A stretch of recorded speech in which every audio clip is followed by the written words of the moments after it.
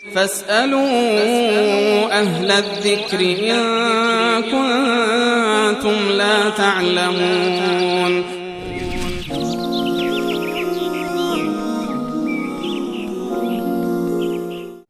بیننده خانومی پرسیدن که ایشون بیوه هستن، 2 بچه هم دارن ولی مرتکب اشتباهی شدن، با کسی روابط دارن و گفتن که اونو خیلی دوست دارن و اونم ایشونو دوست داره، اما از گناهش عذاب میکشن، نمیدونن که جدا بشن یا پنهانی عقد کنن. اگر پنهانی عقد کنن اشکالی ندارد. اگر خیلی میبخشید اگر عقد کنیم گفتن که گناه گذشته رو چیکار میشه؟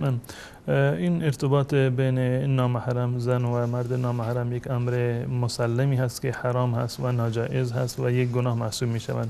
اما ازدواج کردن به صورت پنهانی اگر منظورشون این هست که فقط خانوادهشون خبر باشند، در صورتی این نکاح جایز هست و معتبر هست که نکاح صورت بگیرد در حضور و با اجازه ولی امر این خانم و در کنار 2 شاهد، یعنی هم 2 تا شاهد وجود داشته باشه و هم ولی امر و سرپرست این خانم وجود داشته باشه.